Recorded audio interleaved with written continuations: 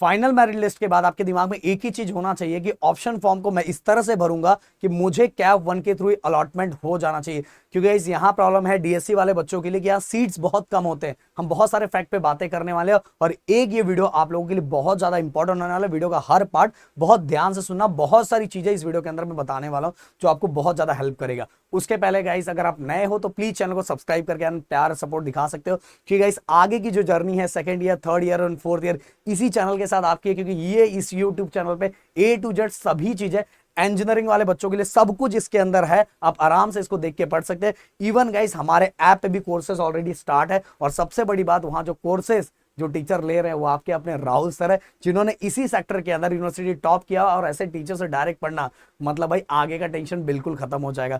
तो किसी भी यूनिवर्सिटी में आप हो, आप जुड़ सकते हो। डिस्क्रिप्शन में नंबर दिया है, हेल्पलाइन नंबर पे कॉल कर सकते हो। कॉल करके कोर्सेज से रिलेटेड चीजें पूछ सकते हो। तो चलो स्टार्ट करते हैं एक एक चीजें। और गाइस दूसरी बात, कमेंट सेक्शन में मुझे एक चीज जरूर लिख के दो जिससे मुझे लगेगा कि डीएससी वाले बच्चों के लिए और कौन सा वीडियो मुझे लेके आना है, कि आपका परसेंट कितना है। परसेंट जरूर कमेंट बॉक्स में लिखना, तो मैं हर चीजों को एनालाइज करके आप लोगों के लिए वीडियो लेके आऊंगा। आप लोगों की इतनी मांग है हो गई है ना कि मुझे फिर आप लोगों के लिए आना ही पड़ा, इसलिए परसेंट जरूर लिखना। तो चलो एक एक करके बातें करते हैं। सबसे पहली बात तो गाइस इन मुद्दों पे हम बातें करेंगे।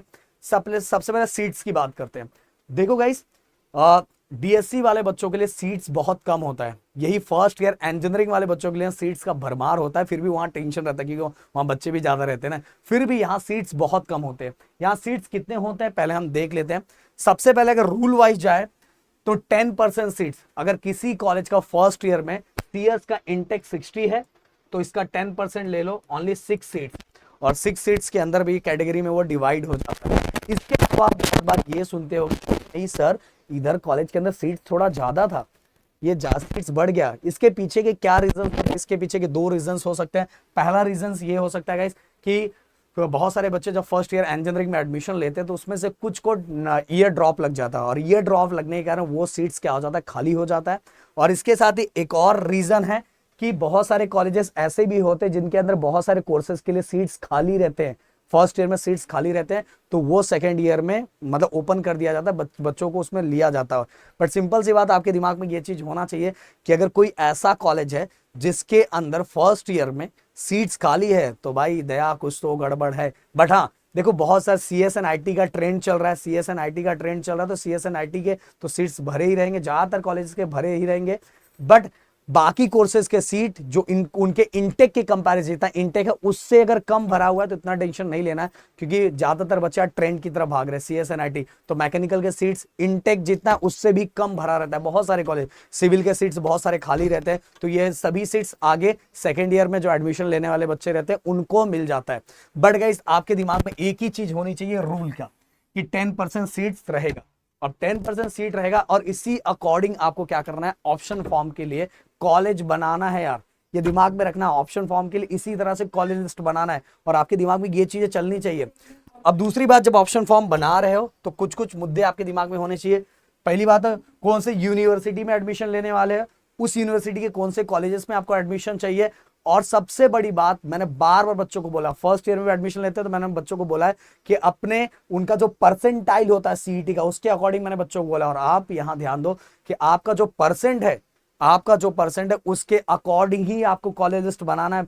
किसी का कुछ भी नहीं सुनना है। मैंने बार बार बोला है कि आपका जो परसेंट है उसी के अकॉर्डिंग ही आपको चीजें अलॉट होगी। अगर कोई आपको बोल रहा है कि आपका 75% है, आपको 95% वाला दिला दूंगा, तो भाई बिल्कुल धोखा है, ऐसा कुछ भी होने वाला नहीं है। इसीलिए जब भी ऑप्शन फॉर्म भर रहे हो तो मैंने बार बार बच्चों को बोला कि आपसे ज्यादा अच्छा आपको कोई नहीं जानता। आपके हर कंडीशन के, आपका परसेंट, आपके बहुत सारे प्रॉब्लम्स, मतलब कॉलेज कितना दूर है, वो कॉलेज आपके लिए सही है, वहां के कोर्सेज सही है, फाइनेंशियल कंडीशन क्या, वहां की सभी चीजें आप पे कर सकते हो, ये सभी चीजें आप बहुत अच्छी तरीके से जानते हो। इसलिए आपसे ज्यादा अच्छा ऑप्शन फॉर्म कोई नहीं भर सकता और आपसे ज्यादा अच्छा आपके लिए कॉलेज लिस्ट कोई नहीं बना सकता। इसीलिए इन चीजों और सब कुछ है भाई यहाँ ना, मतलब कि सीटी सेल और गूगल बाबा के पास सब कुछ है। आप बस कुछ घंटे बैठोगे ना, सब चीजें एनालाइज कर लोगे, सब एनालाइज कर लोगे। और आप तो डिप्लोमा दे के आ रहे हो गाइस, तो जो बच्चे 11 12 से आते हो तो वो तो इतना ज्यादा सोच नहीं पाते। बट ऑलरेडी आप इस फील्ड से आ रहे हो और इससे कनेक्टेड फील्ड में जा रहे हो तो आप ऑलरेडी बहुत ज्यादा डेवलप हो और आप बहुत अच्छे से चीजें कर सकते हो। तो ये पहला कॉन्फिडेंट बना लेना। अब मैंने ये चीजें बताई तो अपने परसेंट के अकॉर्डिंग ही आपको क्या करना है, कॉलेज लिस्ट बनाना है। अब पहले, अब यहां थोड़ा मैं ये बता दूं आपको। हाँ ये देखो, सबसे पहले आप ये वाला साइट जो ctcell.महासिटी.org या तो आपको पता ही होगा, इस पे जाओ और यहाँ क्लिक करो, डायरेक्ट सेकेंड ईयर इंजीनियरिंग, इस पे क्लिक किया। क्लिक करने के बाद गाइस ये देखो कैप राउंड 1, इस पे क्लिक किया, यहाँ आपको पता चल जाएगा कि क्या कट ऑफ रहा है, क्या कट ऑफ रहा है, कौन से कोर्सेज का क्या कट ऑफ रहा है, तो उस अकॉर्डिंग आपके लिए कौन सा कॉलेज सही बैठ रहा है। आपके मन में क्वेश्चन ये भी आ रहा है कि सर कॉलेजेस कैसे पता लगाए, कौन सा कॉलेज कहाँ है, कौन सी यूनिवर्सिटी के अंदर कौन से कॉलेजेस हैं, तो ये भी गाइस सब कुछ है यहाँ, सब कुछ है यहाँ, कोई अपने से नहीं बना रहा है, सब कुछ यहाँ दिया हुआ है, आप आराम से चीजें कर सकते हो। आप थोड़ा इधर आ जाओ, मैं 1 मिनट इस पे क्लिक करूँ, आ गया, हाँ ये देखो बी बीटेक पे क्लिक करो। अब बोलोगे सर बी बीटेक आप के रहो ना, बी बीटेक पे क्लिक करो। इसके बाद गाइस देखो ये दोनों ऑप्शन जो दिया हुआ है, ये दोनों ऑप्शन, ये दोनों ऑप्शन आप यूज करना है आपको कॉलेज देखने के लिए। ये देखो इससे आपको पता चल जाएगा कि किस कॉलेज में कितने सीट्स हैं। जैसे फर्स्ट पे मैंने ये क्लिक किया और मैं नीचे आ गया तो यहाँ आपको दिखाई दे रहा है जैसे गवर्नमेंट कॉलेज में इंजीनियरिंग अमरावती, इसके अंदर सिविल इंजीनियरिंग के लिए अगर आप देख रहे हो तो टोटल 60 सीट्स, 60 सीट्स नहीं है, आप इसके 10% के साथ ओनली 6 सीट्स हैं, और 6 सीट्स भी मैंने बोला कि कैटेगरी में डिवाइड होता है, ये दिमाग में रखना। और नीचे वाला मत देख लेना, ये देखो ये टी लिखा हुआ है, टी का मतलब TFWS सीट्स होता है जो फर्स्ट ईयर वाले बच्चों के लिए होता है। तो इस तरह से आप पता लगा सकते हो कि कॉलेज क्या है, ऑटोनोमस है, नॉन ऑटोनोमस है, कितने सीट्स है वहां। तो सब जब लिस्ट बनाते समय ये चीजें भी आपके दिमाग में होना चाहिए, और सब कुछ है गाइस, सब कुछ यहाँ है, आराम से आप प्रॉपर तरीके से एनालाइज कर सकते हो। इसलिए मैंने बोला सबसे पहले आपको फिक्स करना है कि कौन सी यूनिवर्सिटी के अंदर एडमिशन लेना है, तो वहां कितने डिफरेंट कॉलेजेस है और वो डिफरेंट कॉलेजेस के अंदर कितने सीट्स हैं, और वो सीट्स का फिर इसके बाद मैंने बोला वो जो आपने कॉलेज सेलेक्ट कर लिया, कॉलेज सेलेक्ट करने के बाद गाइस क्या करना है, आपको ये परसेंट चेक करना है। आपने कॉलेज का लिस्ट निकाल लिया, वो कॉलेज का लिस्ट निकालने के बाद आपको क्या निकालना है, परसेंट निकालना है, और आपके परसेंट के अकॉर्डिंग जो जो कॉलेज बैठ रहा है उसी कॉलेज को भरना है, समझ में, वही कॉलेज को भरना है।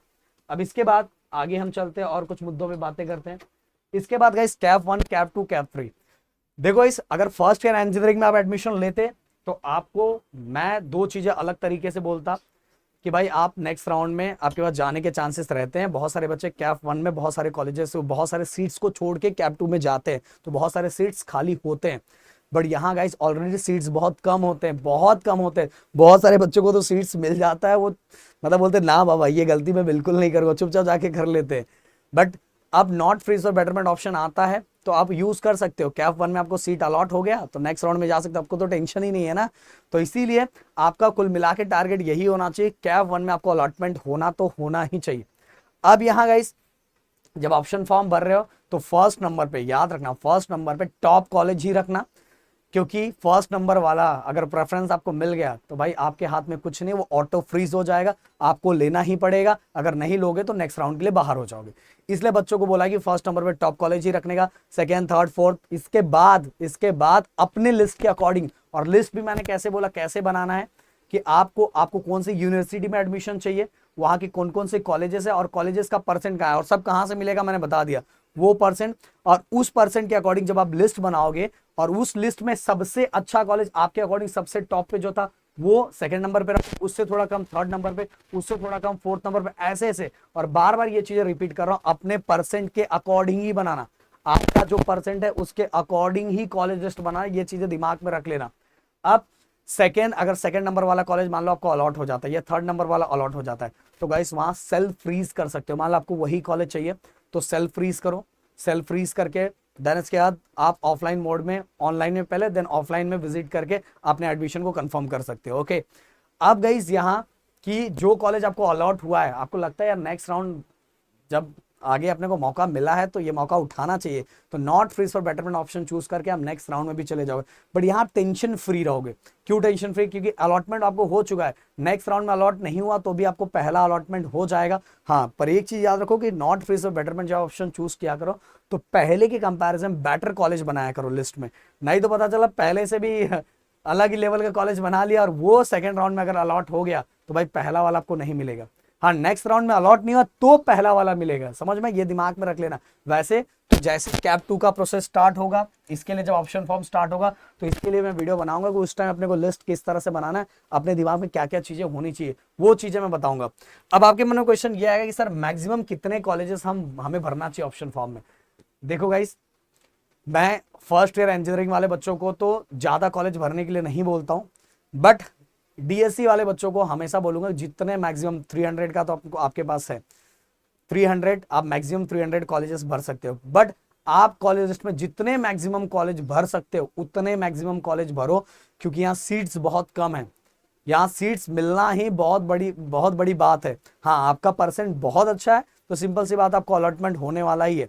यहाँ तो बता रहा हूँ, जो बड़े बड़े कॉलेजेस होते हैं ना, उसमें बस 5-6 सीट ही रहते हैं, खाली 5-6 सीट, और 5-6 सीट्स के लिए इतना मारा मारी होता है ना, मैं आपको क्या बताऊं यार, इतना सोचो। इसीलिए आपका परसेंट बहुत मैटर कर रहा है, बहुत मैटर कर रहा है। परसेंट अगर आपको बहुत अच्छा है तो चीजें आराम से हो जाएगी, नहीं है तो अपने अकॉर्डिंग, अगर आपने प्रॉपर तरीके से किया तो आपके अकॉर्डिंग चीजें अलॉट हो जाएगी।